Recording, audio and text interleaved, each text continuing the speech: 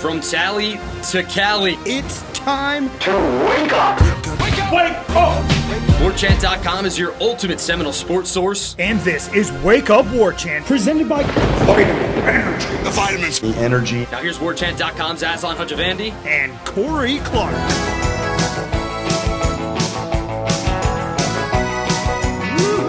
Wake up! It's Wake Up Warchant presented by Vitamin Energy. Coming up on today's show, a lot of chest thumping going on over in Destin from the SEC. Corey senses some insecurity. We give you a baseball primer with regionals coming up, and we talk a lot about the transfers of 23 versus 24 and Notre Dame football. Wake Up Warchant is presented by Vitamin Energy. VitaminEnergy.com. Sip the juice, everybody. One little bottle, not even 2 whole ounces, everybody. 260 milligrams of all-natural caffeine, some green tea extract as well if you get the extra strength. Get you really going strong. Vitamins and nutrients, take it wherever you go. Throw it in the purse, throw it in the tote, throw it in the beach bag, throw it in the console of the car, throw it in the top drawer of the desk. Put it in the break room.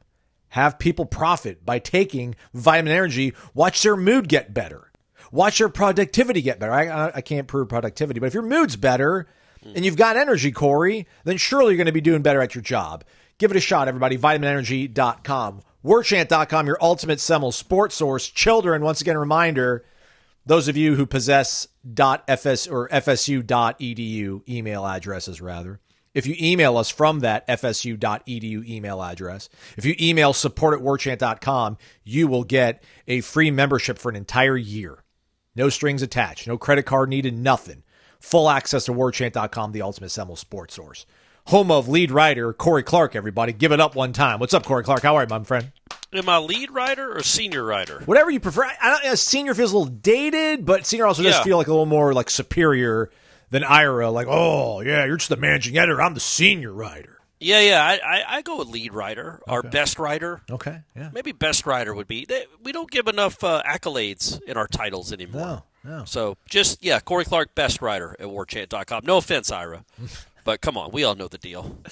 I'm stoked. I hope you're feeling good, Corey. It is Regional Friday. The NCAA National Baseball Tournament starts across this great land of ours this afternoon. Florida State will be taking on, fingers crossed, weather provided it will cooperate. Permitting. Even better. Thank you, Corey. We'll be taking on Bethune-Cookman at 3 p.m. at Hauser. Are you going to be there? I'm going to be there. Of course I'm going to be there. Okay. Are you crazy? Okay. Yeah. Just checking. We'll talk a little bit more about that throughout the show. Some football-related stuff to entertain you folks. Start times announced on some of these primetime games that we knew they were going to be primetime, but maybe we didn't know the specifics. That NC State game Friday night before the Florida game, that's going to be 8 p.m. Give them about an extra hour to get a little bit liquored up in Raleigh, November 21st. The Saturday tilt in Palo Alto, California against Stanford, that's going to be a 10:30 Eastern kick. Yeah, that's the one, right? In the noon game. Virginia, 7 p.m. Friday night, that was pretty much standard. And then East Texas A&M, week 2, nooner, ACC network. But you knew, what does it matter if it's 7 or 7:30 or 8? You knew the Virginia game and the NC State game were going to be night games on the road. You did not know that Stanford would be 10:30 Eastern Standard Time, which I'm going to have to imagine is the latest game a Florida State football team has ever played. And then you didn't know the next home game after Alabama was going to be noon. So those were the two really standout. Not stand out, that's not the right word. Newsworthy times that were announced. Speaking of scheduling, what do you think about the propaganda being shared over in Destin, Florida as SEC spring meetings wrap up? They sent out data, these readers, these pieces of literature to all the gathered media. One of them, which was shared by Brett McMurphy, headlined, "The SEC only has 2 teams outside the top 50 in average strength of record over the past 10 years, providing clear evidence of the rigor of its regular season compared to other conferences." Well, that's not Brett McMurphy. That's the propaganda that they. Yeah, he shared it. I'm saying. Yeah, they had a packet. The SEC presented a packet. For the media. 7-page document. Well, I get as if people don't realize that. like, nobody is sitting here saying the SEC sucks. Or if there's a 16-team playoff, it would be outrageous if they had 4 teams in it. There are some people that are taking great glee and delight in the fact they haven't won the last 2 national titles, as though that's some sort of indictment on them falling behind. Which, listen, I'm not a SEC honk or anything like that, but they've been taking some of that, so I could see why they're trying to thump their chest about something that's not national title related. But I mean, it's like when they have the 16-team playoff, how many? I mean, I'm going to assume there's going to be 5 or 6 SEC teams in there. In some years, that will be ridiculous. In other years, that will be fair. So I don't understand what they're fighting against. What is Sankey worried about? That they have a 16-team playoff and only 4 SEC teams get in? Oh, heavens to Betsy. But that won't happen. Whether it's a 4-4-2-2 layout that I think Big Ten wants, or it's the 5 automatic qualifiers and then 11 at-larges, the SEC will be well represented.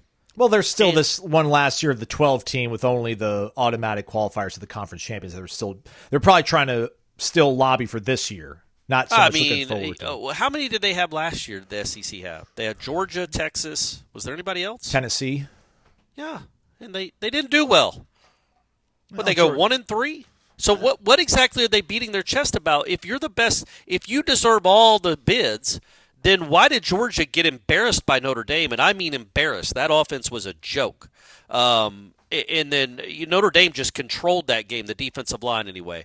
And then Texas, what did they – I mean, I know they lost to Ohio State. They almost lost to Arizona State. They certainly didn't – they didn't prove themselves worthy of, like, being a 16-point favorite or whatever they were. It came down to the final minute. And then Tennessee, they won a game, right? No, they got smoked at Ohio State. They went to Columbus. That was their only game. So Texas won 2 games. They beat Clemson and they beat Arizona State. Yeah. So they went 2-3 as a conference. Great, man. Absolutely, Alabama should have been in with those numbers. I mean, you know what I mean? Like, what are you arguing about?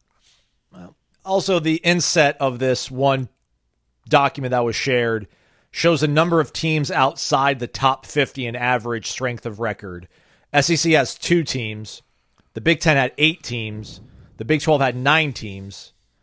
The ACC had 65% of its conference members, 11 in total, that were outside the top 50 in average strength of record. Yeah, I mean, again, nobody's arguing that the SEC and the ACC are comparable in football. And nobody's arguing, at least I'm not, that the ACC in a 12 or 16 team field would deserve as many as the SEC. Obviously, automatically, we all know, yeah. Right. Obviously, we know the difference between being undefeated in the ACC and being 9-3. But man, look, Alabama versus SMU last year. Who cares? Neither one of them were going to win the national championship. I thought it was cool that SMU got in. Alabama had their chance. Also, Alabama has pretty good players. Don't choke against Oklahoma. Yeah. Don't lose 2 other times besides Oklahoma. Vanderbilt. You lost to Vanderbilt and you got smoked by Oklahoma. I mean, that Oklahoma game was not even competitive. They couldn't do anything on offense against Oklahoma for 4 quarters, and that was a terrible Oklahoma team. So, and they're acting as if, and I don't want to make this, maybe they're not. I'm perceiving it as if the SEC is acting like that was a bigger miscarriage of justice than what happened the year before when Alabama got in. Yeah. Over an undefeated team. They're acting like that was Indiana got in. That wasn't fair. Alabama should have been. All right, sure. I bet Indiana would have beaten Vanderbilt. I bet they would have scored more than 3 against Oklahoma. Mm-hmm. But you're right. You beat Auburn. So you deserve to be in. Georgia barely beats Georgia Tech. Georgia isn't nearly as good as it has been, and they prove it when they go and they lose to Texas, I think, right? Didn't they lose to Texas in the SEC championship game? Or maybe they beat Texas. They beat Texas. That's how they got in there, Georgia. Georgia beat them. So they beat Texas twice? Yeah. Oh, okay. All right. So they beat Texas. They get in. Great. That shows that Georgia's going to win a national. Oh, no, they're not. They're going to lose to Notre Dame, and I don't know if they scored an offensive touchdown. And I know they had a backup quarterback, but hey, other backup quarterbacks do well. See Tate Rodemaker in the swamp. Hell yeah, brother. Put up 30. Brock Glenn in the house of Cam Newton built. That's right. Everybody remembers the show Brock Glenn put on in that game. So, yeah, man, I don't quite understand what Sankey is worried about. They're going to have the most representation. But the reality is I think he's threatened by the Big Ten. I think this must be where it's coming from. I don't understand where else this is coming from, where he's feeling the need to release 7-page analytical data to media members about the SEC strength of schedule. Yeah, man, great, awesome. But Ohio State and Michigan were the 2 best teams last year, and your teams had a chance to prove that they weren't. And Alabama got beat by Michigan, and Tennessee got beat by Ohio State, and Texas got beat by Ohio State. So you had a chance. Sorry, man, you're not going to win the SEC. You're not going to win the national championship every year. But I think, personally, like I said the other day, for Florida State's purposes, I think the 4-4-2-2 rule is fair. But I also understand the pushback, because what if the SEC does have a down year? And remember now, you're going to hear this a lot in the foreseeable future. Well, this is kind of a down year for the SEC. They said it last year. They said it the year before that. Weirdly, when they don't have Nick Saban, or Nick Saban doesn't have a great team, or Kirby doesn't have a defense that's loaded with first-round picks, all of a sudden it's kind of a down year for the SEC. That's why Florida State beat 2 of their teams. Down year in the SEC. You're going to keep hearing that for the rest of our lives. This feels like a down year in the SEC. It's because parity has happened. And there are going to be unexplained losses where your best team or your most prominent team loses to Vanderbilt. But you can explain that away. It's the SEC. It's tough. But it's still a down year. But even if, Aslan, it's a down year in the SEC, what is the minimum number of bids they would get in a 16-team conference? A 16-team playoff? 4? 3? 3 maybe, I think, would be the minimum, like last year. But I don't know. If there was a 16-team playoff, I think last year they'd probably get Alabama in, or maybe South Carolina. They might even get Ole Miss in. They might have gotten 5 of the 16. So what are they worried about? You're going to have 4 of the 16 or 5 of the 16. Your top 4 or 5 teams are always going to get to play for a national championship. Meanwhile, the ACC and Big 12 are worried that they stop at 1, that they get 1 team in. And that just doesn't seem fair, but equitable, whatever. As I've seen on Twitter recently, the reason the NFL works is because all the owners realize they're teammates. And they're all doing the good for the benefit of the sport. They're always trying to help the sport. They know the sport being big, even if their team isn't any good, the sport is king. And they work together. The commissioner works. They're teammates. In the college football, they're all opponents. Sankey isn't teammates with the Big Ten. He's certainly not teammates with the ACC. He doesn't care about anybody but his conference. So until that changes a little bit, for the good of the sport, to think, man, maybe a couple West Coast teams should be in there. It's not the end of the world if Indiana or Boise State make it. It's not.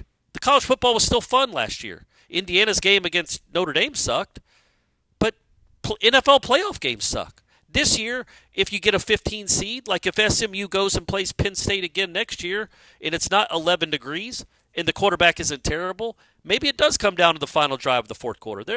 Golly.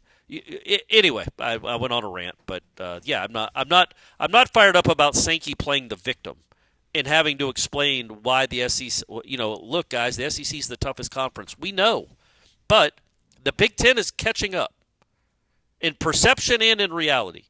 And if the Big Ten adds Florida State and Clemson, buddy, we're going to the moon. I just wonder, if you don't mind me putting a period on the end of this.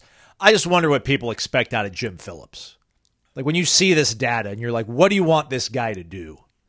He is bringing a butter knife to a bazooka fight. I demand you, everybody in this conference, put all of your money into football, please. Yeah. I guess he could do that, but they don't have to listen to him. And yeah, it's just, you want him to fight for certain things. And it's like, all right, man, but look at this. This kind of shows that you don't have a large leg to stand on. I think, honestly, if the people listening to this, where was he the Saturday of the ACC championship game in 2023? Why wasn't he on ESPN? Yeah. Where was he that night? Where was he Sunday morning? The other guy was all over everywhere. Your guy wasn't. Well, and now he was being sued by the school trying to get out of that conference. So there's that reality. He probably didn't feel all excited about going and presenting Florida State's case. There's part of him that might have chuckled a little bit that Florida State was left out. What the problem is, you're the president running for re-election, and the last 4 years have been great. The onus is on the other guy running against you to prove that he deserves that spot.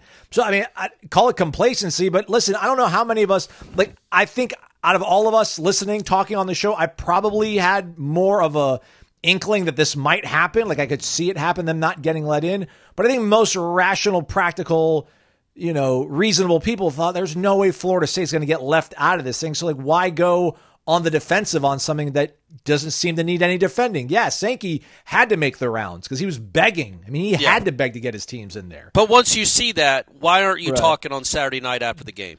Yeah, where are you? You're at Louisville. Why aren't you on the late Sports Center? Why aren't you talking to them at 10 a.m. the pre-selection show? You weren't. He wasn't anywhere. But yeah, I don't think he probably didn't think that there was anything to worry about. Most of us didn't, which was naive, clearly. But yeah, more than anything, I just don't quite understand what Sankey's worried about. What is he worried about? Legitimately, what is his fear? I don't think it's fear, man. I think it's just you need to remind people about this in the market, in the business. No, there's a message here. The whole week in Destin, there's been a message about the SEC superiority in the upcoming playoff format. And the SEC deserves this many teams in. But why? We all understand that in the current construct of college football, with a 16-team playoff, he is going to have the most teams in. We all get it. I just wrote a column about how half the regional hosts are SEC teams. And more than half of the softball regional hosts are SEC teams. We all get the power of the SEC, and it's not going to change for football. So I guess I don't understand the offensive. It doesn't seem like it's not on the defense. It seems like it's offensive in more ways than one, really. But he's on the offense. Ew. Which doesn't make a ton of sense because, man, all you're doing is make us loathe you. We get it, man. We get you have the best conference. We get you have the best teams, by and large, on the whole. But I'm telling you, the Big Ten isn't that far behind. I think the SEC is a little embarrassed. They've gone 2 straight years without winning a national championship. It didn't even get to the title game either of those 2 years. So, I think they're maybe a little bit defensive about that. And I'm telling you, if the Big Ten and Fox were smart, if you go and poach Florida State and Clemson, now the SEC has some real concerns. But, it'd be nice if Florida State wasn't coming off 2-10.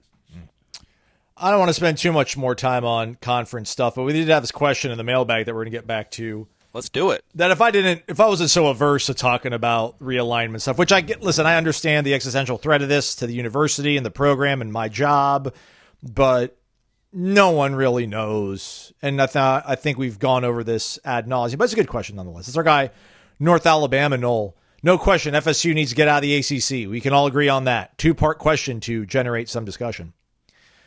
One scenario, Corey, if FSU could leave in 2026 for the Big Ten or SEC after, let's call a mediocre 2025, or stay in the ACC for a few more years, but get 2 playoff runs, which would be better for the university and the fans? 2, we can answer this real quickly.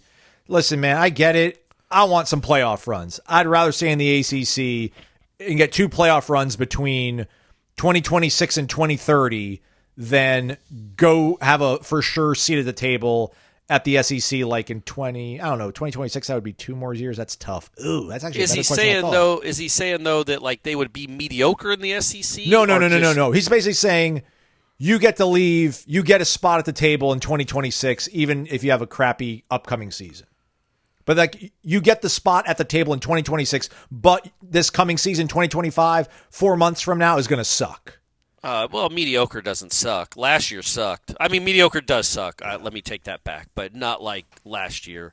Well, look, I think the real question is, would you rather be in the SEC without any guarantee that you're going to be in the top 4 and make playoff runs, or would you rather stay in the ACC with a much better chance, at least in the short term, of making the playoffs?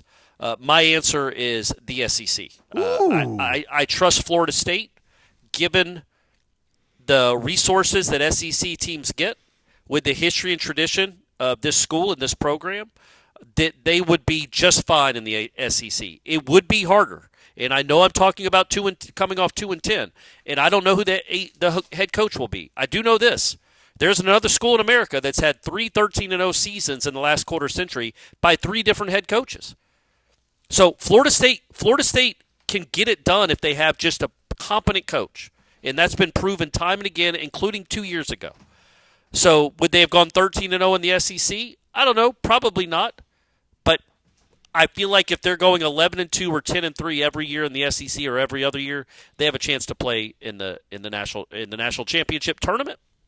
And also, I just think about the other sports. And I think it would be and I think about the town, I think about the community, I think about the travel. It just sucks it sucks, man. It just sucks when Wake Forest or Boston College comes to town. And again, Boston College beat Florida State last year, so I'm not diminishing their program necessarily, but their fan base sucks. Pitt's fan base sucks. They don't come to games. They don't go to their own games.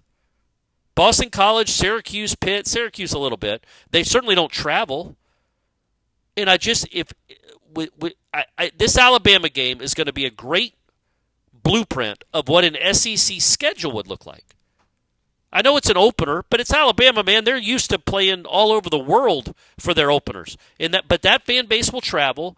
It will have an energy that isn't normal for a Florida State conference game, unless it's Clemson or Miami. It just is. And it would be every week in the SEC. And that's what would excite me the most. If the SEC eventually comes calling, would FSU be treated fairly? Scheduling, home and away splits, or would they be welcomed with open arms, only to be cooked when the powers that be decide to shaft them with tougher than normal opponents?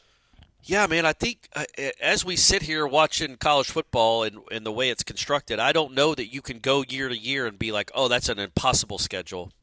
I mean, everybody talked about Florida last year and how impossible the end of that schedule was. We didn't know. Nobody knew. It didn't end up being that hard, and they went 5-1 in their last 6. So we just don't know, and I don't think they'd be screwed. I don't think they would be intentionally screwed anyway. And I also think that, it's not like there's a lot of cupcakes in the SEC. To Commissioner Sankey's point, to our Lord Sith, Greg Sankey's point, he's right. It's not like you could be like, oh, we got a break. We just have to play at Oklahoma, at Texas, at Auburn, and at Vandy. Or in our home games are Arkansas, Georgia, Tennessee, and Texas. Yeah, man, they're hard. It's a hard schedule, so it's not like you can give them a real hard. It's not like you could go out of your way to make a schedule impossible, right? Because most of them look impossible when you look at them on paper. All right, let's talk about the Corner Pocket Bar and Grill, which is going to probably be packed to the gills because who knows what's going to happen with all this weather. If you don't feel like waiting at Hauser and either cooking or getting soaked, go to the Corner Pocket Bar and Grill. There's a roof over your head and delicious food, daily lunch specials, daily happy hours as well. I think it's like 4 to 7. I should probably have that ingrained in my head. It is. It goes to 7. Woo! It's a good deal now, everyone. Woo! The food's delicious. The drinks are ice cold. The clientele's red hot. And there's billiards and there's darts and there's usually live music on the weekends. It's everything you want in your favorite sports bar. It's a Corner Pocket Bar and Grill. CPTallybar.com, the website, 2475 Appalachia Parkway. What are the odds? Like minus 250 that Corey Clark's at the Corner Pocket Bar and Grill after Florida State is triumphant in their opener against Bethune-Cookman in the Tallahassee Regional? Yeah, I would say one of the nights it's probably minus 1,000. Ooh, strong. I don't know if Friday will be it, but Friday or Saturday, one of them, it's probably about minus 1,000. And I do want to say, obviously we want people to show up at Corner Pocket. We want people to show up at Corner Pocket. I don't know if you're going to be running from raindrops. I hope it's not. I don't know that the weather's supposed to be terrible. Did it maybe blew in on Thursday? Thursday was gross, so I just figured it was, yeah. But I think when you look at not that the weather app is great. No offense, Weather Channel. But it's not. I should say it's not all that accurate all the time. Oh, and it got bumped up. It doesn't even show rain on the forecast for today. Look at that. So but to escape the heat in Aslan, what do I say about the ACs at Corner Pocket? The coldest blowing air in this side of the Arctic. Yeah, I mean it feels like you're living in an igloo. Igloos are warmer at times than summer nights at Corner Pocket because they want you to feel welcome there. They know you're escaping the heat. So come on in and enjoy that AC to go along with your cold beers and your hot, food. The hot patrons. Corner Pocket Bar and Grill, 2475 Appalachia Parkway. Welcome back. It's Wake Up Warchant. It is presented by Vitamin Energy, vitaminenergy.com. Got an important email on Thursday, Corey, from somebody that said to not be bullied. Aslan, do not be bullied about talking about baseball. It's that time of the year, and our fan base is passionate about it. So yeah, they're a really important person, too. So I'm going to go ahead and we're going to lay out and talk about a lot of baseball now. So Florida State, obviously hosting, 37th time, Corey, the regional? Yeah, 7 more than any other NCAA program. Incredible. Do you know who's number 2? Texas? There you go. Well done, buddy. I mean, 37 is a ton. That's a lot. That's birthright kind of stuff, right? Yeah, that really is, man. That's crazy. They're scheduled to take on Bethune-Cookman 3 p.m. After that, Northeastern will be taking on Mississippi State. Mississippi State apparently might be poaching away Brian O'Connor from UVA, which is crazy because 3 weeks ago he said that he thought he had one of the better jobs in America. But so the mystery, if we want to call it that, has been solved. Joey Vellini is going to start on the bump for Florida State. Second year in a row, the number 2 guy in the rotation has started game 1 of the regional. Yeah. Link says that it's not necessarily that's the design of it all. It's just based on matchups, things of that nature. Short week for Vellini, but light load last week. Your thoughts on Joey getting the ball in game 1?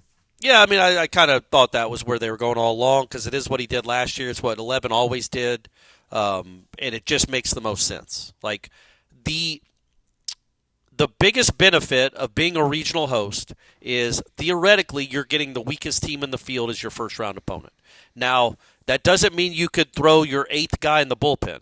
Bethune-Cookman can beat you. They could beat Joey Vellini. They could beat Jamie Arnold. And they scored 7 runs on you back when you played them in March. So they're a capable offense. But the thinking is, if I was the coach, my thinking would be I'm saving Jamie Arnold for round 2. And if we can't beat Bethune-Cookman with our number 2 starter, who's a second-team All-ACC guy, by the way, if we can't beat them with our number 2, well, then he wasn't going to beat Mississippi State or Northeastern either. And we didn't have much of a chance in this. We were going to have to come through the loser's bracket anyway. So it just makes sense. You want Bellini to pitch well. Hopefully you can score some runs, and it's not white-knuckle time in the 7th or 8th or 9th innings with your bullpen that sometimes leaves you stressed. And then you get to the winner's bracket game for Saturday. But it just makes the most sense. Your best path to get to the Supers is to have your best pitcher pitching in the winner's bracket game. Amen. Yeah, I do wonder, so do you think, I don't want to call it's not Johnny Holstaff, but like, what do you think they're hoping to get out of Joey on Friday? Do you think they're hoping to get 7 innings out of him? I know he had a lighter load, but he is coming off a shorter week. Maybe with this level of competition, familiarity with Bethune, they're just hoping he gives them like 5, and then they can probably, hopefully they've got a 4 or 5 run lead and they can just kind of let it run from there. Or do you think they're looking at Joey as like a quality start, if that's still a thing? Yeah, I think they want to get as many as they can. Like, you want to, if it could be a long weekend, you could lose a game and have to come through the loser's bracket. You're going to need to, you're probably going to need more than 3 pitchers. Maybe not. Maybe it'll be like, what was that series where they used like a starter and reliever every game? Maybe Virginia Tech. I don't remember, but it was like 1 starter, 1 reliever every game. You're probably not going to have that, but I definitely think you go into every game these guys pitch hoping to get 7 out of them. Well, or more. But I know they're. I mean, not expecting, but hoping. Yeah, like it would be a shock. I think they have like full hope. If like Jamie doesn't go 7, something went wrong. I don't think if Joey doesn't go 7, I don't think they necessarily are going to be like, man, something went really wrong. I think they'd be like, anything. If he's at 60 pitches after 5 innings, they're like, all right, we're good. We can keep I think 60 pitches after 5 innings, they're going to try to ride him till the 8th. Yeah, because if Vellini's pitching well, just like Arnold, just like Mendez, they're probably better than any option you got to replace him. Even on pitch 70, pitch 80, and pitch 90. They're better than, other than Joe Charles, who's been very good lately, any other guy you bring out of the bullpen. I feel like you'd rather have Jamie Arnold throwing pitch 91 than anybody else not named Joe Charles pitching pitch 1. I just think he's going to be more effective. And I think when Vellini's good, it's the same way. What worries me a little bit about Vellini is when he gets hit really hard consistently. It's like the curveball isn't moving, or he's leaving it up, or he's missing spots, or whatever the case may be. There's been a couple of games, Clemson jumps to mind, North Carolina, where it just feels like he gets battered and bruised. But he pitched well against North Carolina, I thought, in Durham for the ACC tournament, and he's coming off 50 pitches. He was throwing harder than he has all season. So, and he was all ACC second team. On the whole of the season, he wasn't much worse than Jamie Arnold. So it's not like you're throwing some scrub out there. He should go out there and pitch well, and you should have an advantage on the mound. Is all I'm saying. But yeah, I would try to get at least 21 outs out of him if he's pitching well. What's the singular biggest concern you have right now?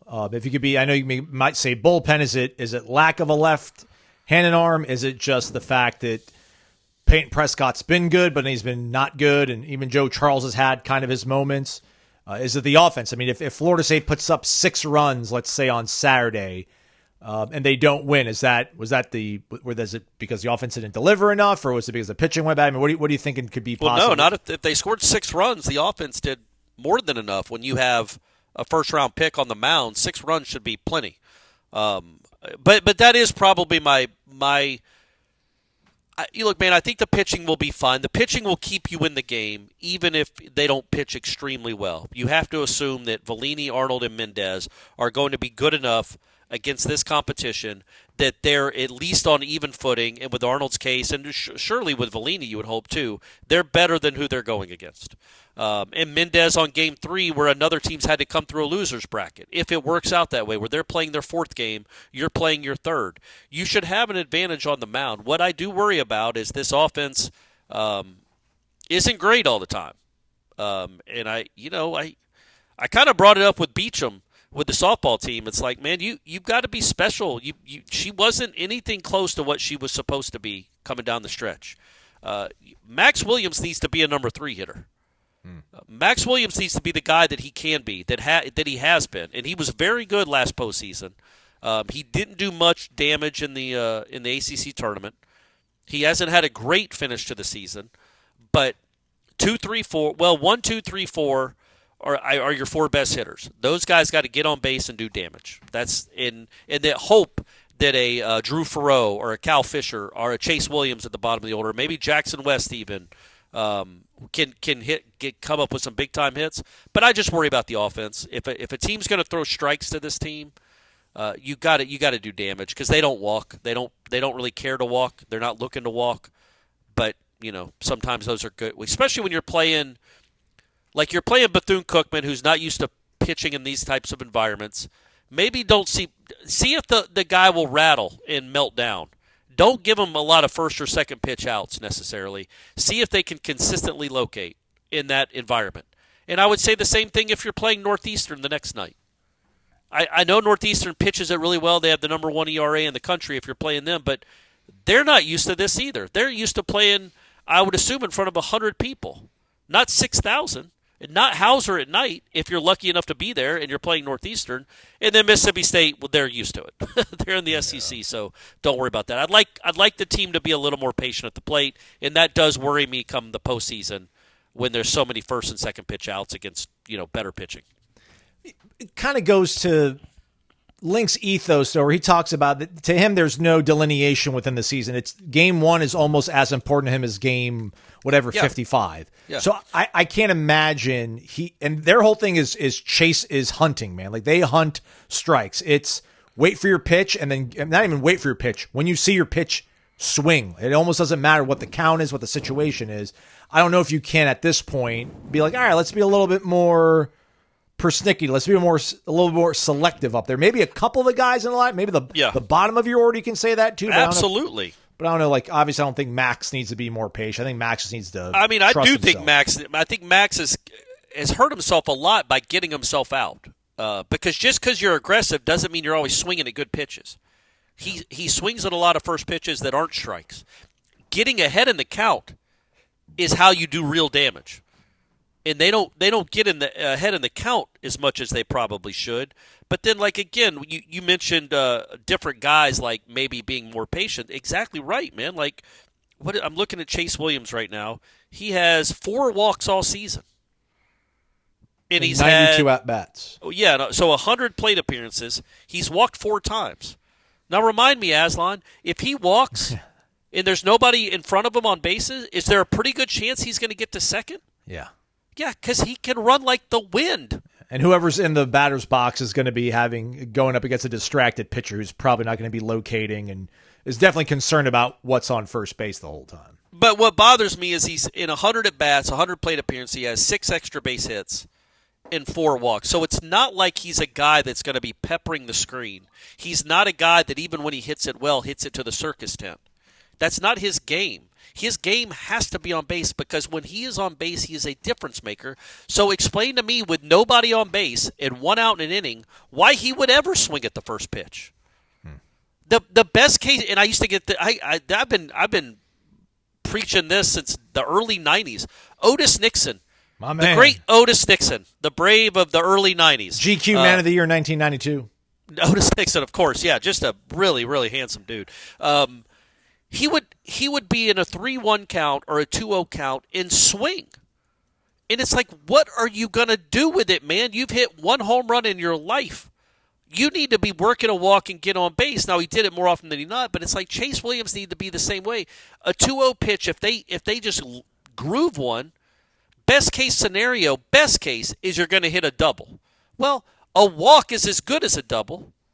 You're not going to hit a home run. So with nobody on base, I'd just like him to maybe it's like I'm picking on him. I think this kid could potentially be an all-star type player next year if he just has a little bit better approach at the plate, because of that speed is unquestionable. And I'd like him to you can manufacture runs.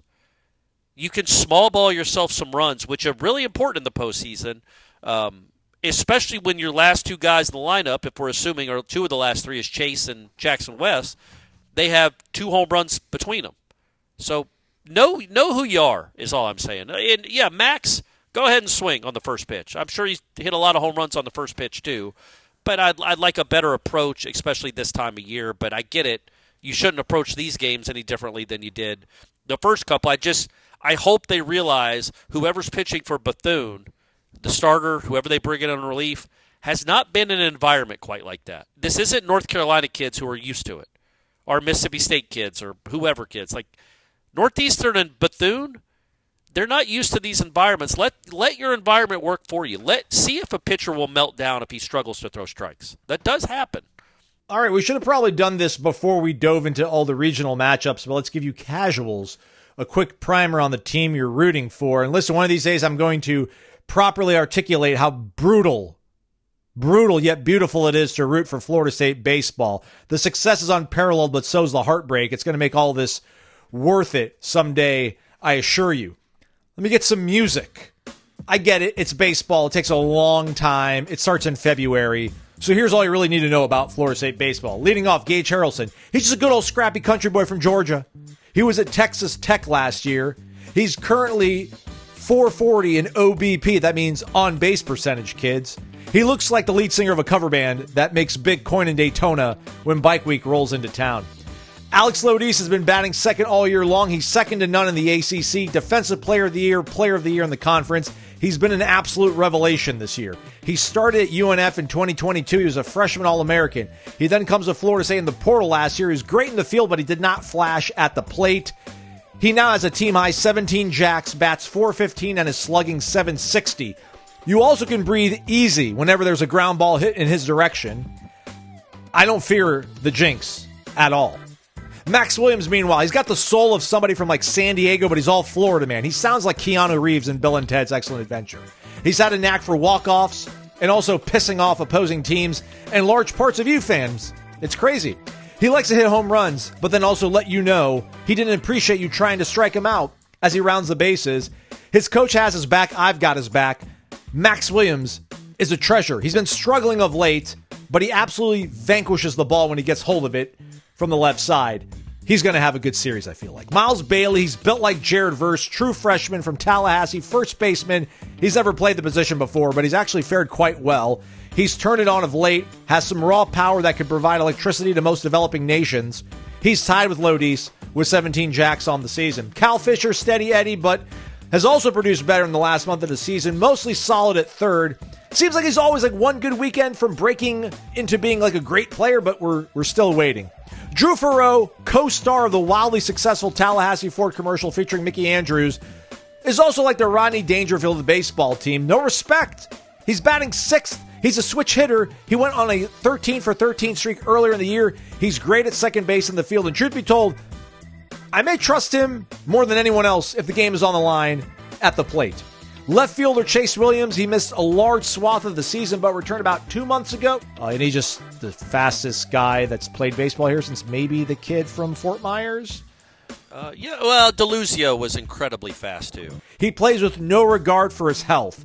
Though he gets a little overzealous and loose at the dish, he's been a plus to the lineup in his return. He's fun to watch. DH has been a mishmash of the nature boy, James Hankerson. He doesn't wear gloves, no elbow guards, no shin pads, no tape. It's crazy. Heralded freshman Hunter Carnes and fellow freshman Brody Delamalier have also been at the DH spot. Link didn't tip his hand on who he's going to start, but I would probably guess Hankerson just because he's like a year older. But all three of those guys have shown ability and flashes. And at the bottom of the lineup is Jackson West. FSU has struggled offensively behind the plate. He's the best they've got. He's only batting .249. His OBP has dipped under .370.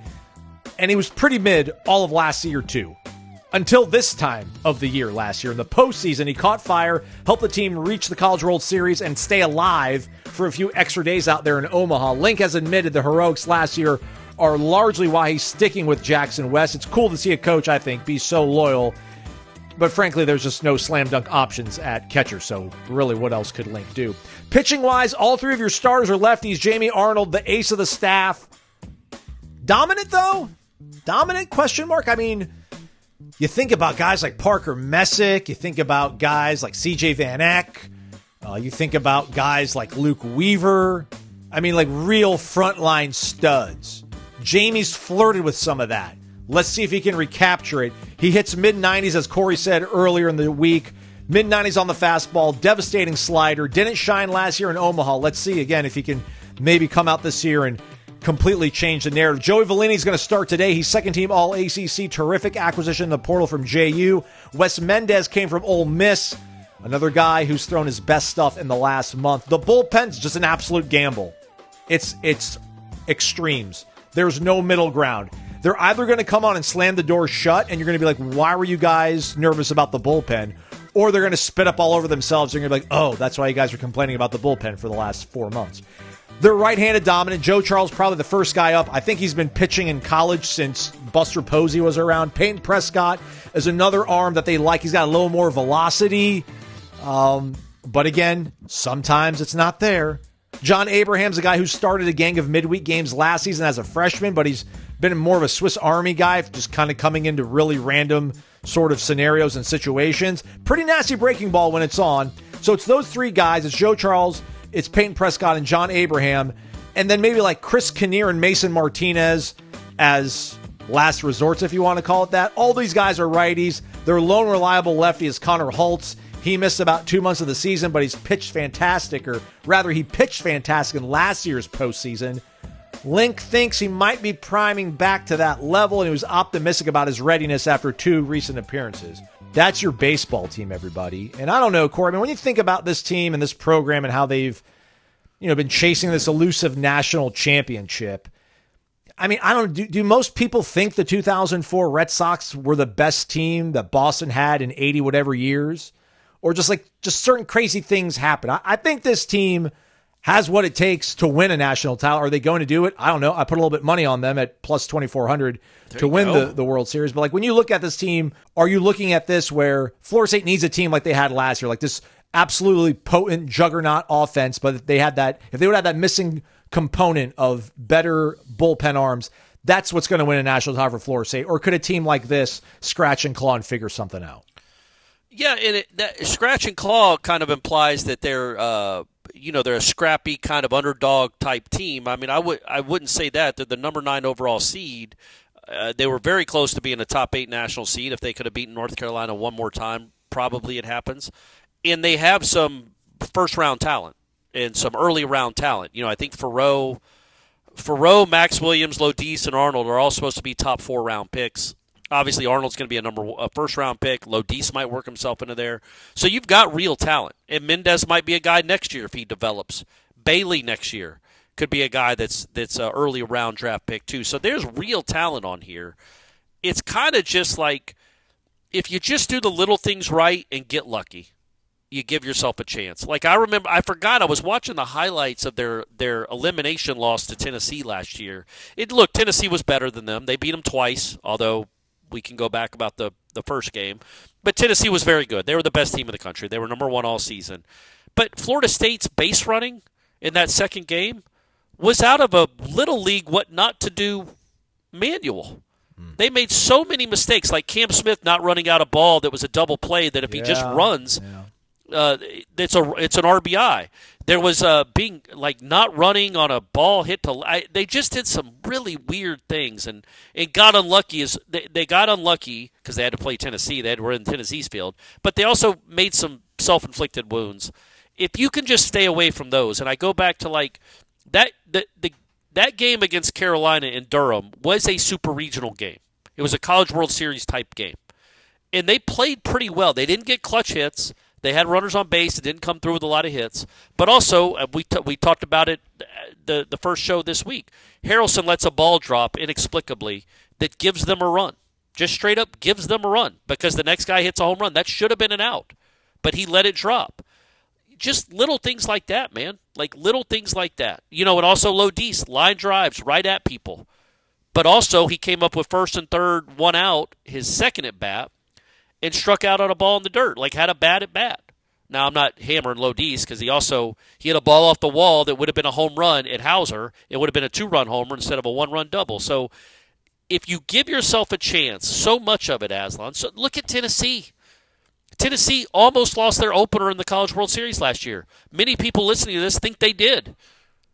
And if they do, then they have to go win 4 more games to get back to the championship series, and they might not do it. So, but, and I think they made a couple of bad plays in that game, like uncharacteristic plays that gave Florida State some breaks, and then Florida State doesn't catch a ball in the outfield in the 9th inning to start their little rally. So just do the right things and make all the right plays, and there is absolutely no reason this team can't win a national championship. Are they the most talented team? No. But they're definitely talented enough if they play well and get lucky. But those are both big ifs. All right, final segment of the week. It's Wake Up Warchant. It's presented by Vitamin Energy, vitaminenergy.com. This one, I think, might require a crystal ball, Corey. Which, speaking of a crystal ball, Keon Henderson, consensus 5-star quarterback, not crystal ball to Florida State, but says he will be doing an official visit to Florida State, Corey. So we get one of those vaunted 5 official visits from a quarterback, 6'3", 170, Keon Henderson out of Houston, Texas. And he's a 5-star, right? 5-star consensus. Okay, there we go. What does that mean? Does that mean like he really likes the staff, or the staff's like, all right, we can maybe swing for something in the high cotton once a cycle, and we're going to make it. Look, I think their whole recruiting strategy changed once Ira showed so much dismay over the kid from Thomas County Central in Thomasville committing to Cal. Yeah, and they're like, we can't. If we've lost Ira, we've lost the plot. We're in trouble. We need to go start making offers, real offers, to the big stars in this country and see if we can get some interest. Drum up some interest. But also it's job secure. I mean, the jobs are on the line, man. Like, again, Florida State hasn't been horrendous in recruiting. We read the numbers last week, or yesterday show. 14th one year, 11th another, 21st the other. They haven't been in the 50s or 60s. But it's not up to par with what Florida State should be. It certainly wasn't up to par with what you would hope after 19 straight wins. And maybe they're changing their mindset a little bit. Maybe they're offering more. I wonder if you have to offer money just for a visit. Well, you have to pay these kids for visits now? Apparently portal kids do. Apparently portal kids get paid just to come to campus to visit. So awesome. I don't know if high school. Yeah, I know. I don't know if high school kids how far they are from that, but I would think that. Yeah, man, this kid's gonna. I mean, he's a 5-star quarterback, and it looks like SMU, LSU, A&M, Oregon. These are some of the offers that he has. So You got to do something a little extra flashy, it feels like, to probably pull a kid like this to be one of the official visits. So credit them for doing that. I mean, that's the thing. It's I'm sure there's probably snarky comments whenever he said that, like, oh, we have no chance at him. It's like, well, what do you want, man? All you can ask is to get the kid on campus. And they're going to get the kid on campus. We'll see how it all works out. We go to the crystal ball question from our guy, Tennisump. I think there's a typo in here, so I'm just going to read it verbatim, and hopefully the Corey's Gwinnett Public School education will overcome it. Okay. Good morning. How much more successful do you think that Norvell shifting focus on portal players from potential to proven work out this year compared to last year? Thanks as always for all you guys do. So he's saying like they didn't go get Sean Murphys and Jalen Browns, guys that were highly recruited coming out of high school but had done nothing at the college level. Right. They went and got guys that have done it at this level. Some of them pretty darn well that have at least some experience at this level, or if they were from a smaller school, played a lot. So yeah, I mean I think that's where he lost the plot, to use that phrase twice in a minute. Last year is they went. There was no reason Jalen Brown. I mean, again, hindsight's 20/20. But like, what did he prove? You couldn't have gotten a guy from some smaller school that had 80 catches the year before.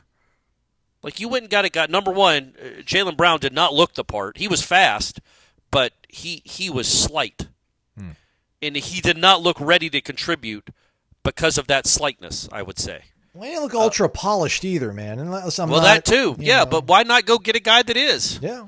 And so that was not bright. That was not smart. Malik Benson, I know he played at Alabama. They played at Alabama. He had 13 catches. He even started some games. He had 13 total catches. Clearly not a priority in that passing game, and clearly wasn't all that great either. I think he was the best one they had, and I think with a better passing game and a better offensive line, Malik Benson would have been a fine receiver, but he wasn't a star. And I just think this year they're like, yeah, Deuce Robinson legitimately has a chance to be a difference maker. So does Squirrel White, if he's healthy, has a chance to be a difference maker, because they've proven they can make big-time plays in big games.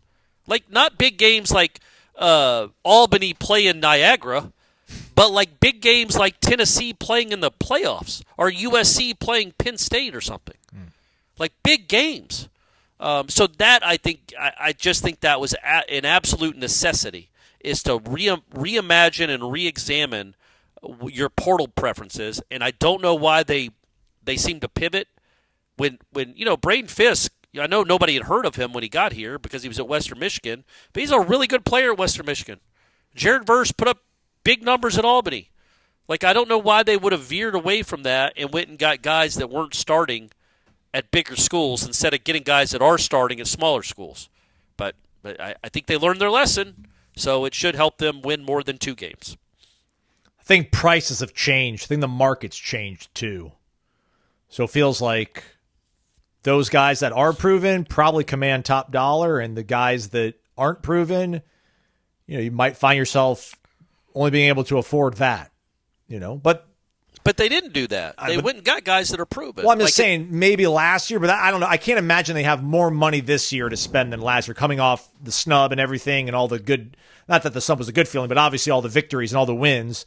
You feel like they probably had more money to spend in the 2024 cycle, but they went and spent it all. I mean, that's some narrative that seems to be kind of percolating in some corners. Like, well, listen, they had higher priority guys, but they couldn't get them on campus. They couldn't afford their price tag, so they ended up having to go with all these players that haven't proven anything, Jalen Brown, et cetera, et cetera. But then you think about this year, and you're like, well, surely Deuce Robinson wasn't that cheap. Certainly Squirrel White wasn't that low, so it's hard to kind of square both of those things up.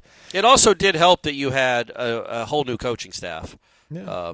So you might have gotten on the cheap with James Williams from Nebraska. And then I think Gus Malzahn's track record to somebody like a Squirrel White, who you're not guessing and hoping that Norvell and Atkins can put together a game plan where I might shine and get 40 or 50 catches.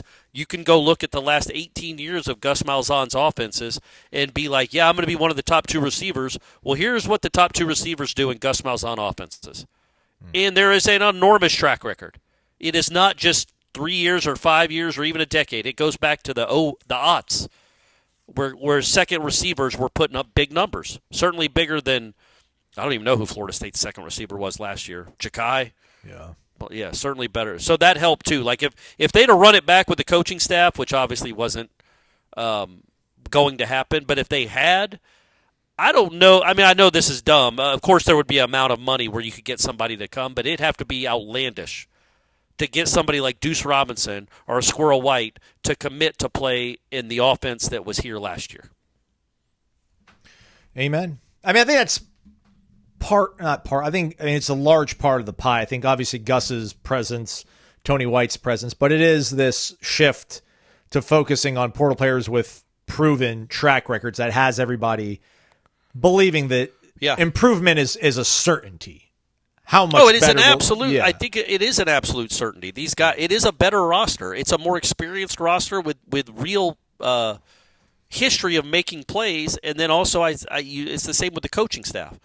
You know, this coaching staff, the baseline, the basement level of it is pretty good, decent. Even if Malzahn doesn't do a great job this year, you know he's going to have a competent offense. He's going to have a running game. You go in knowing that, just like you go in knowing that Castellanos can run, and you know in going that Deuce Robinson and Squirrel White can make plays.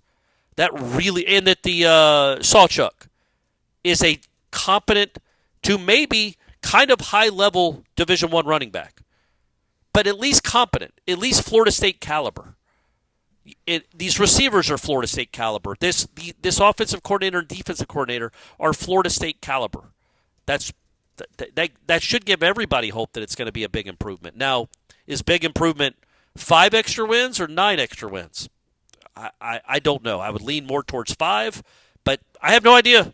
This might be the best collection of talent Florida State's had since 2013, Aslan. Who can know? Probably not, though. But who can know?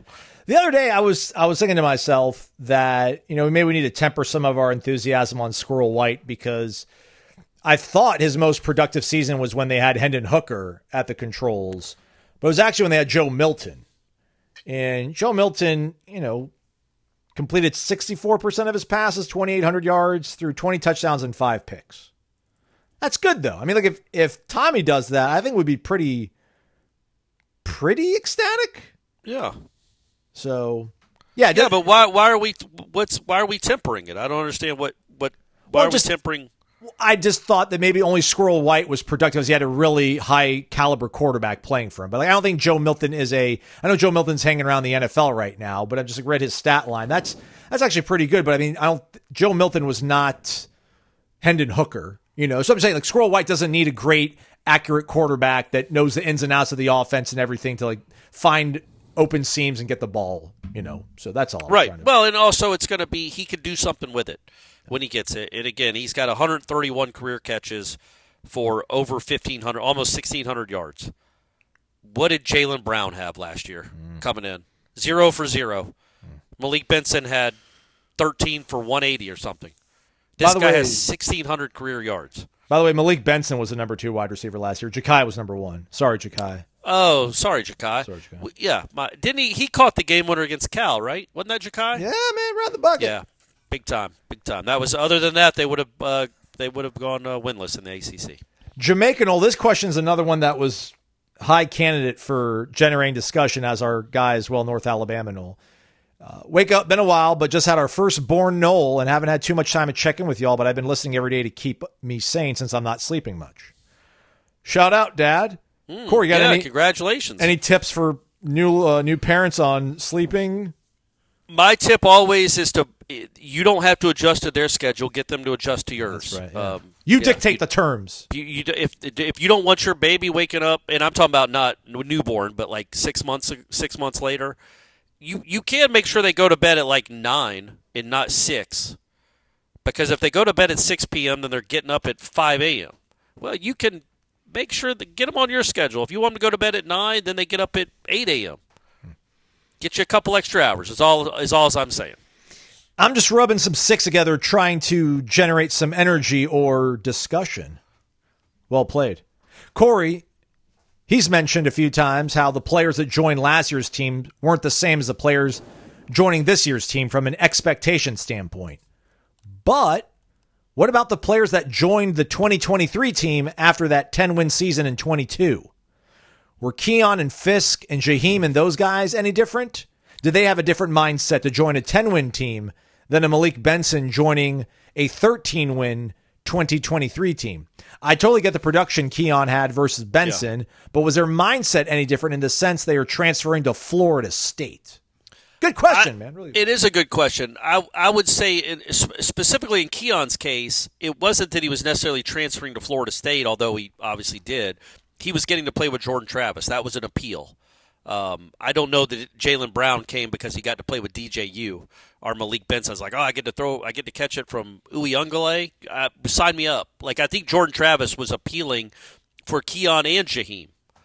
That they're pass catchers. They're part of it. They're going to be part of a good offense. They knew they were going to be part of a good offense because who the quarterback was, and that Trey was still there. Johnny was still there. I get your point. I think they were joining though, like the guys that joined the 2023 team, and it was Keon, Fisk. They knew they were joining a 10-win team, and they were a 10-win team that was bringing almost everybody back, like was making a legitimate run for a national championship, and they could be the missing piece. And they were. They were great pieces for a team that won the ACC and was undefeated and should have gotten to the playoff, and might have actually won the thing if they'd have been allowed to play if Jordan Travis had been healthy.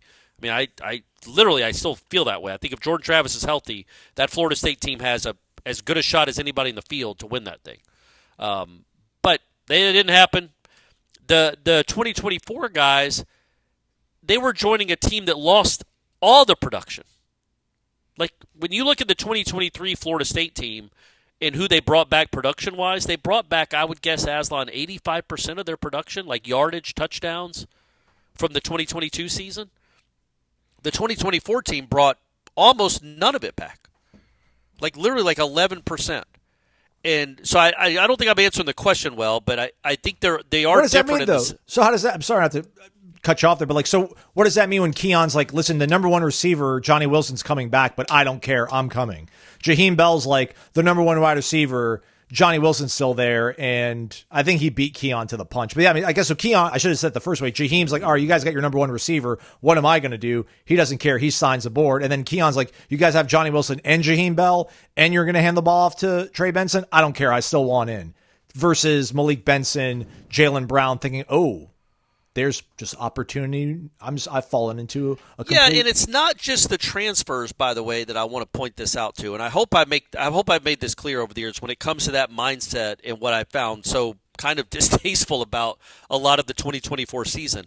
It wasn't just the transfers that came in thinking they'd arrived because they were at Florida State. It was a lot of the guys that were backups on the 2023 team that thought they had arrived and they were about to do what the guys in front of them did. And they had not. They carried themselves like they were ACC champs, but most of the guys that produced that ACC championship were gone. And I don't know that maybe they had the right hunger or mindset or outlook on what they had actually accomplished in their college careers, which was mainly jack squat for most of the guys that were still on the team from the 2023 team. And that goes, I guess, the offensive line. They did win a championship, but They certainly didn't play with a lot of physicality and hunger and aggression after winning the ACC. And it's hard to say, man. It's like Malik Benson versus Keon Coleman mindset-wise. Like, Keon, and he wasn't, but Keon could have been the biggest prima donna in the world. When you have that kind of talent, it doesn't really matter what your mindset is. You're going to be good. You're going to produce, and the team is going to be better because of you. And I don't know that I don't think Malik was a prima donna either. He just wasn't as good as Keon. So I've completely not answered the question. I understand the question.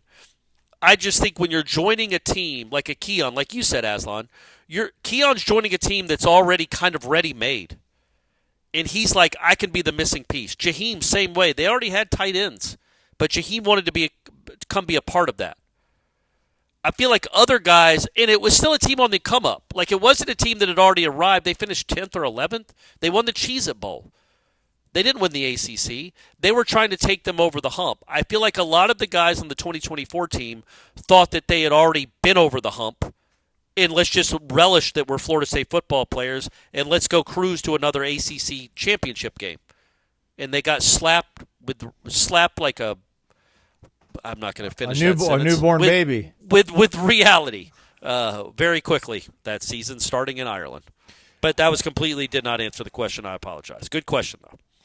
Booker 20, by the way, says that the photo of you and him was taken at that. I think was it a Mexican restaurant or it was a sports bar in Louisville before the Louisville game, the Tate Rodemaker game, as some people know it as.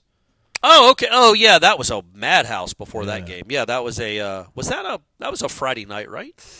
Yeah, it was Friday. Yeah, that was a Friday night game. Yeah, that was very, very crowded. So does it look crowded in the picture? Just you two. It's a great photo, man. Oh, okay, yeah, it was a great event. Whoever set that up, the Louisville Seminole Booster Club or the Kentucky Seminole Booster Club, did a really great job with that event. There was a lot of people there.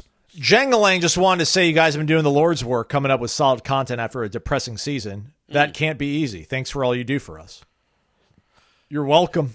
You're well, with no question, just a compliment? That's it. Thanks, Jangalang. That's the easiest way to get things read on the show. Just compliment us. Last question. Our guy, B.G. Walker Jr., 24. Definitely not hating the pairing we have with Oregon State in the 8-9 matchup in the Supers, provided we take care of business this week. Hopefully an upset in Corvallis will bring SC or TCU, or better yet, St. Mary's to Tallahassee. Yeah. My question is football. For all the talk about who is the Big Ten or the SEC's top targets, one is always mentioned with the Big Ten, and that's Notre Dame. They're the great white whale out there. Maybe I've missed the reason why, and hope this isn't a dumb question, but why does Notre Dame, an independent, have as much voting power as an entire conference? With total access to the college football playoff, they'll never have to join a conference for football purposes. And just what makes them so special that they singularly get this access. I'm sure if FSU decided to go independent, we would not be afforded the same consideration. I get that they're a historical program, and yeah, they've made a couple championship games in the last 14 years, but they have not won one since 1988. Yep. And have not, for the most part, or rather have for the most part been a middling to fringe top-tier program the last 37 years since that last championship. Would love to have your insights shared to this. I don't know. Yeah, man, that was well written. And it's a fair question. It's something that's always bothered me because when you look at it, people will say, yeah, well, Notre Dame doesn't need to join a conference. But that's because they're allowed to participate as if they're in a conference, and they're not. They get the benefit of the doubt. Like I know they schedule some decent teams, although they're not as good as they used to be, like the USCs of the world. It's always bothered me because they struck the deal with NBC, I want to say in the early 90s, maybe late 80s. But I think it was early 90s when they had their own network. So they didn't have to split the money with anybody else. Great, good for them. But they also weren't very good for long stretches of that time. Like Bob Davie was their coach. Willingham was their coach. Like they went through Charlie Weiss. Like they went through some really down times before Brian Kelly got there, and even Brian Kelly had some down times where he had to fire the whole staff and went like 4-8. But it's never mattered. Not to their bottom line, not to their prestige, not to their prominence within the country, and I don't quite understand it because my counter to like the college football needs Notre Dame, which I assume is what everybody thinks when they allow them to vote as if they're their own conference and they get included in stuff like this. College football, when college football exploded in popularity and ratings-wise, was when, Aslan, I guess the turn of the century, kind of, maybe the aughts to 2010? Yeah. Somewhere around there where it became, the TV revenue just completely became 90% of all the TV revenue was devoted to football. The football became the cash cow. It started carrying college football. It made it a multi-billion-dollar business. Notre Dame sucked. And yet somehow, some miracle way, college football still survived with Notre Dame not being very good. And it would survive if Notre Dame was not allowed to compete in a college football playoff. It would absolutely survive. But for whatever reason, they're allowed to be grandfathered in because all of our grandfathers, that was the only game they could watch, was Notre Dame on a Saturday with Ara Parseghian coaching the team 70 years ago. So 60 years ago. I understand the sentiment. I wish it was different. I wish the Notre Dame would join. And I'm not saying Notre Dame isn't a big deal. They are. That would be huge for the ACC to get Notre Dame. And I wish the ACC would force Notre Dame to join the league, and it could save the ACC. But they don't, and they won't. Why would Notre Dame? Because they get all the benefits of being an SEC or Big Ten school with the revenue without having to split it with anyone. So that, maybe if NBC went out of business, they'd have a chance. But as long as they're getting the deals from NBC, and as long as the ACC gave them a landing spot for their other sports, then they have no reason to join a conference. I try to do some math, which is always a dangerous. While I was talking, you did? Yeah. Okay, I tried to talk long enough to let you work it out. Let's see here. So in 2013, Notre Dame was winding down a 5-year contract that they had. That was so that would go to 2008. So in 2008, they signed a contract that gave them $15 million a year annually from NBC. So that's the whole thing. Is NBC has determined that the Notre Dame brand is worth whatever this price, that we're going to give you. All we want are you. We just want your games. We don't care about anybody else. We don't want a conference. We don't need a conference. We don't need 3 games on our airwaves for all of Saturday. If we just have the Notre Dame game, we feel we can make enough money to give you guys in 2008, $15 million a year. So at the end of that, in 2013, they then signed a new deal. I don't have the numbers on what the renewal of that was. But in 2012, ESPN and the ACC signed a contract that was worth $240 million per year. But that had to be divvied up between all the conference But the presence of Notre Dame, because that's when Notre Dame joined as a part-time member, right? Yes, I think so. The presence of Notre Dame made the value of that contract more. Like they added a lot of zeros to what that contract would have been otherwise, right? I mean, I would assume. Yeah.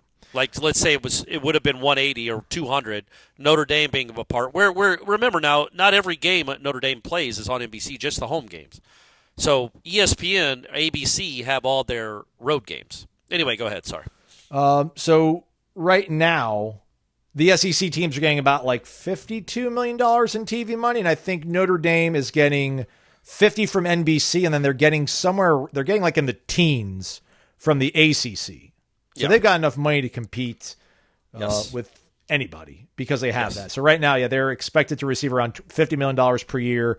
It got renewed in November 2023. It runs through the 29 season. $50 million a year from NBC, in addition to about $17 million it receives from the ACC, according to the Charlotte Observer.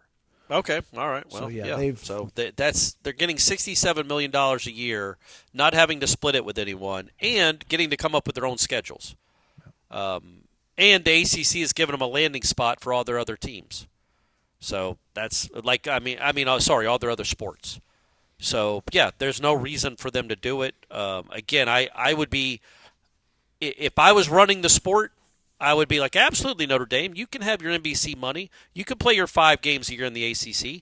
You don't get an automatic bid to you don't get to vote on anything, number one, and you don't get an automatic bid to anything. You're not a conference champion, so you don't get an automatic bid to anything. And, in fact, because you're not a part of a conference like all these other teams are, you don't get to play in our tournament at the end of the year. Sorry, but hey, enjoy that money. Enjoy that money. It's interesting when you think about it. I think people. Do you think the ratings? Sorry, Aslan, not to cut you off real quick, but this was my point. Like, if it had been Ohio State, we saw the Ohio State-Texas game, but let's say it had been Ohio State-Georgia in the national championship game instead of Ohio State-Notre Dame. Mm-hmm. What do you think the difference is in ratings? I don't know. Maybe 1.5. Yeah. Nothing substantial. Nothing that moves a needle. Yeah. So they're not that important. They are a huge brand, but they're not that important. College football thrived without Notre Dame being a player at all. And now that they're good again, it doesn't really it's still college football is college football, man. It is cool that there's a program out there not in the SEC that demands a lot of attention. That's neat. But, the college football would survive just fine if Notre Dame wasn't allowed to play in the tournament until it got its butt in a conference. According to ESPN, the game peaked at 26.1 million viewers during the second quarter.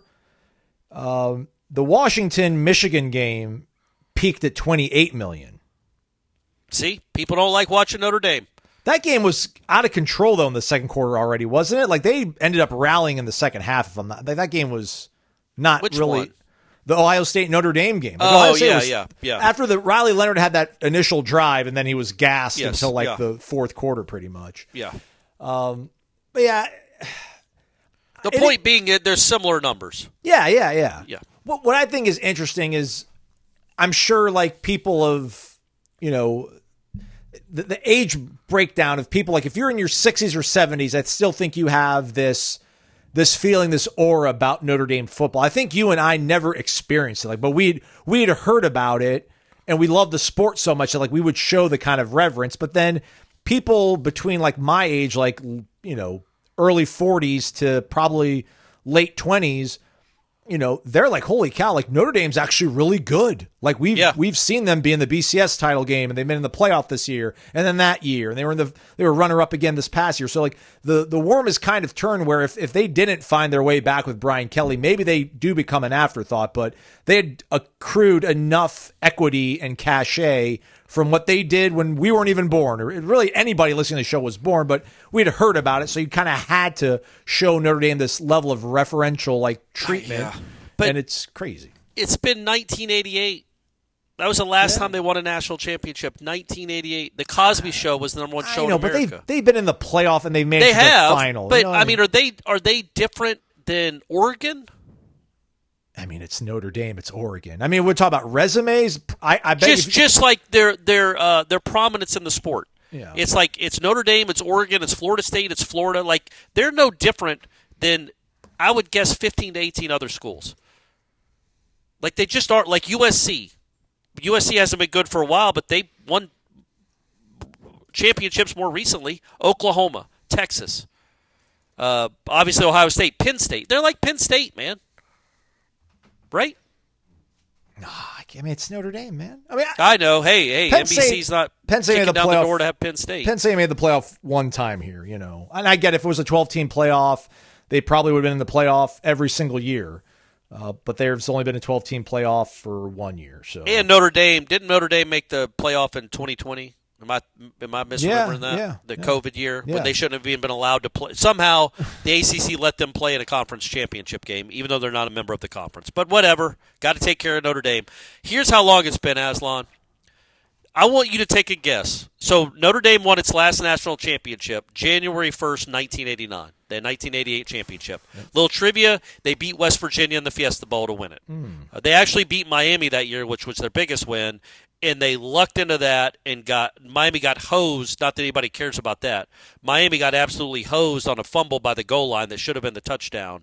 And then they should have won the game, but they called it a fumble, blah, blah, blah. Oh, is that the Convicts Catholics game? Yes, and if there had been replay at the time, Miami would have won that game, and Notre Dame wouldn't have sniffed a national championship. But there it wasn't, so Notre Dame won a national championship. What was the number one song in America, January 1st, 1989? It's a tough one. What if I gave you I'm going to give you a hint. It was a hair band.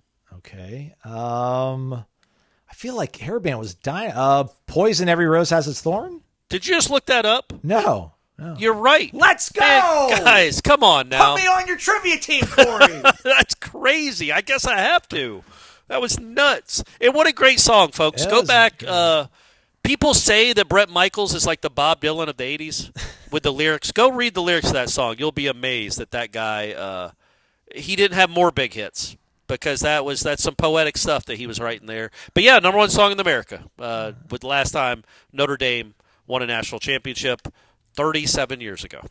And last thing of note, the former chairman of NBC Sports was a Notre Dame alum, and he, I think, signed off on that final contract that got renewed in 2023. He's now the AD at Notre Dame. Oh, there you go. Pete Beva-Aqua. Yep, so it all works out. Yeah. All right. Don't know if we gave anybody an answer in those last two questions, but that was fun to talk about. We tried. Florida State baseball regional. Dick Hauser Stadium, 3 p.m. against Bethune-Cookman. ACC Network, question mark? Probably. Let's go ahead and say it. ACC Network. Warchant.com is going to be there. We'll be snipping highlights.